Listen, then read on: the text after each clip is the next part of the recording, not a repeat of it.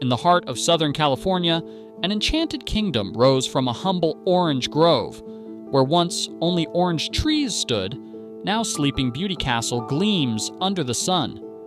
This is Disneyland, a place where fantasy became reality.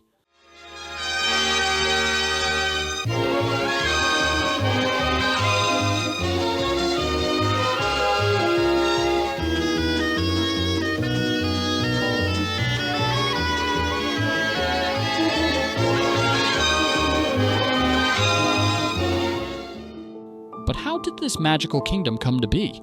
To find the answer, we must journey back to the dream that started it all. Before the fairy tale castle and the bustling main street, before Disneyland became known as the happiest place on Earth, it existed only as a dream. Imagine a sunny afternoon in the late 1940s. A father named Walt Disney sits on a park bench in Los Angeles, watching his young daughters ride a carousel. As he gazes at their smiling faces, Walt imagines a new kind of park, one where parents and children could have fun together. In an era when carnivals were dirty and unwelcoming, Walt dreamed of an enchanting, family-friendly park that felt like stepping into a storybook. In that simple moment on the bench, the seed of Disneyland is planted. Walt's idea slowly took shape. He talked about building a Mickey Mouse park near his Burbank movie studio, a small park with a main street, like the one from his childhood, and a boat ride through canals of fantasy. But his ideas kept growing, and soon a few acres in Burbank weren't enough. Walt needed a much larger canvas for his imagination. In the early 1950s, he found it in Anaheim, California, where a 160-acre orange grove caught his eye. Here, amid citrus trees and open sky, Walt saw the future. He stood in that field and imagined a magic kingdom rising from the orchards. Turning this dream into reality was a monumental challenge. Many called the idea Walt's folly, convinced it would bankrupt him. Financing was tough. Walt even risked his own fortune and struck an unprecedented deal with television. In 1954, he launched a weekly TV show, aptly named DisneyLand, on the ABC network.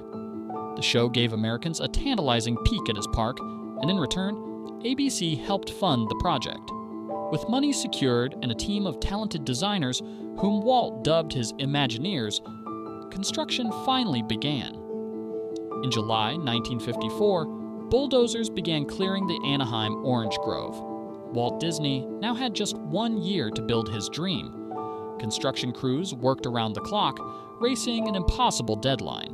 Steel beams rose to form the Sleeping Beauty Castle at the park's heart. Workers laid down freshly poured asphalt for Main Street, planted jungles in Adventureland, and laid tracks for a steam train to circle the park.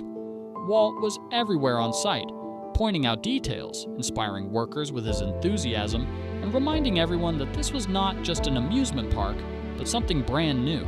Amazingly, by the summer of 1955, the park was ready for its grand debut. In just 12 months, an orange grove had been transformed into Disneyland, a place the world had never seen before. Walt's dream was about to welcome its first guests. July 17, 1955, opening day, Disneyland is about to meet the world. Television cameras pan across freshly painted buildings on Main Street as a live broadcast begins. Walt Disney himself, hands trembling slightly, welcomes viewers with the now famous words, "To all who come to this happy place, welcome." It's a moment of triumph. Walt's dream is finally real, and millions across America tune in to witness the unveiling of Disneyland. Walt's new park boasted 5 themed lands: Adventureland, Frontierland, Fantasyland, Tomorrowland, and Main Street, USA, each brimming with imaginative attractions. But behind the scenes, opening day is anything but smooth. The invitation-only event swells far beyond expectation. Over 28,000 people flood the park, many with fake tickets or by hopping the fences. The summer heat soars above 100 degrees Fahrenheit. Main Street's brand new asphalt turns soft, and women's high heels sink into the road. A plumber's strike means drinking fountains aren't working. leaving thirsty guests frustrated and some muttering that it's a Disney ploy to sell more soda. Traffic jams stretch for miles outside. Rides in Fantasyland break down from the overload, and a gas leak even forces part of the park to temporarily close. What should have been a perfect debut is quickly nicknamed Black Sunday. After that chaotic first day, many wonder if the park can survive such a stumble. Yet, amid the chaos, Walt Disney stays upbeat. He keeps smiling for the TV cameras and guests, determined to prove that the magic will prevail. And it does. In the days and weeks that follow, Walt and his team fix the problems one by one. More drinking fountains, more staff, tweaks to rides, turning disaster into success. The very next day, Disneyland opened to the general public and families poured in, eager to explore this wondrous place they'd heard about. Within 7 weeks, Disneyland welcomed its 1 millionth visitor. The nightmare of opening day faded into legend, and Disneyland firmly took its place as an American treasure. With Disneyland successfully launched, Walt Disney wasted no time in expanding his Magic Kingdom. He had promised that Disneyland will never be completed, as long as there is imagination left in the world. And the late 1950s and 1960s proved it. New attractions and entire new lands sprang up, enchanting visitors with fresh wonders year after year. In 1959, Disneyland unveiled its first major expansion, including the breathtaking Matterhorn bobsleds, the world's first tubular steel roller coaster, and the sleek Disneyland monorail zipping above Tomorrowland.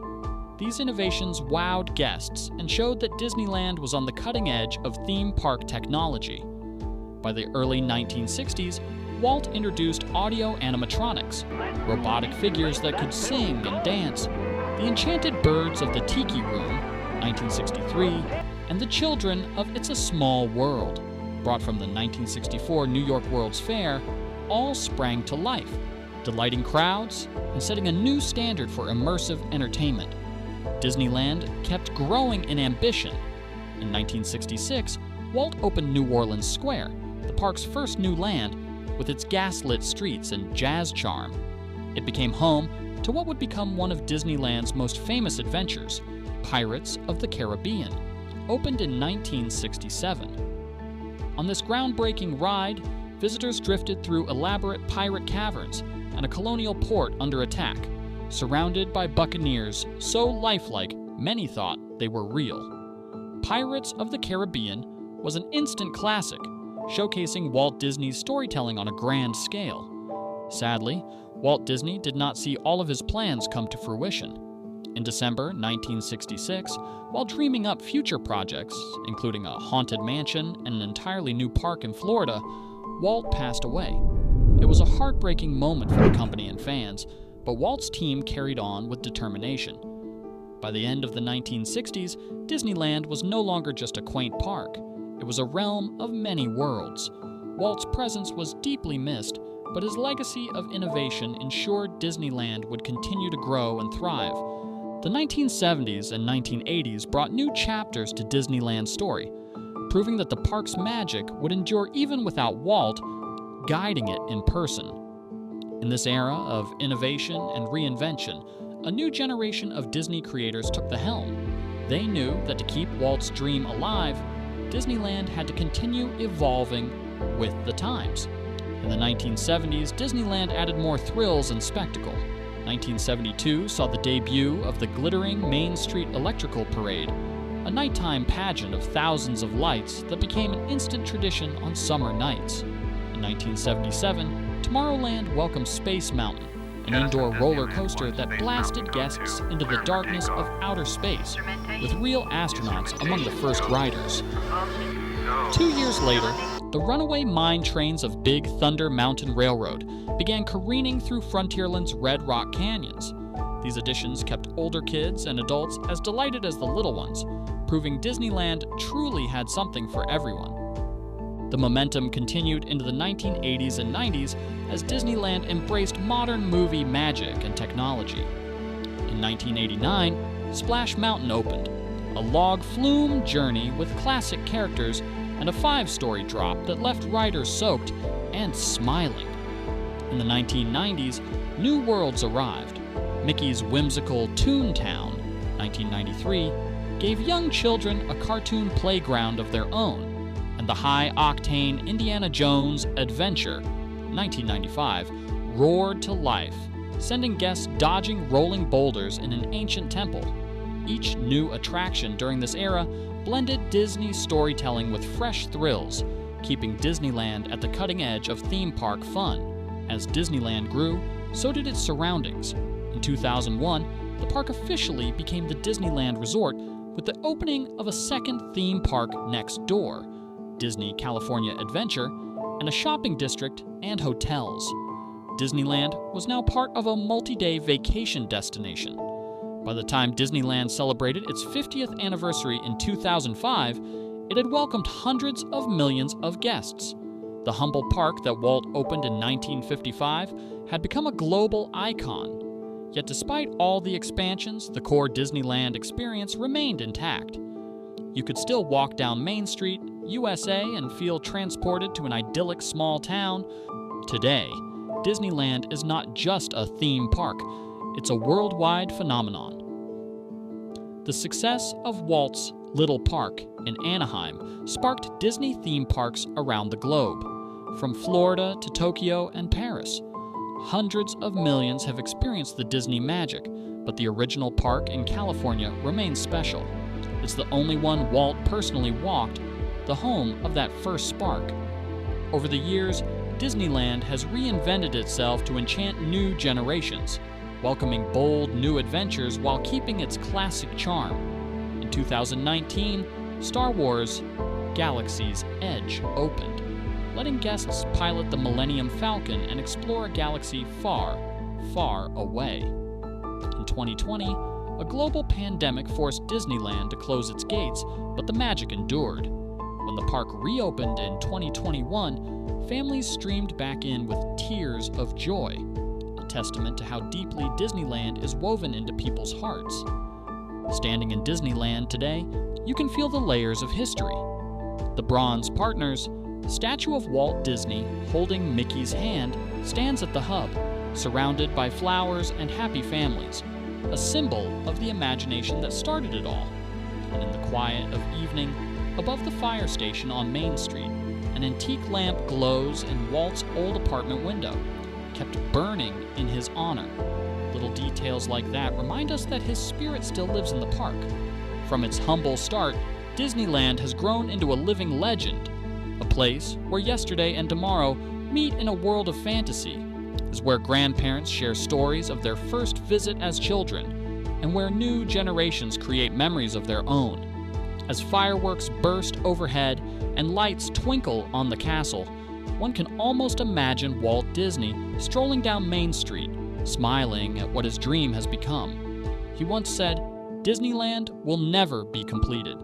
It will continue to grow as long as there is imagination left in the world." Decades later, those words still ring true. As long as imagination lives, Disneyland will never stop evolving, and the magic will never end.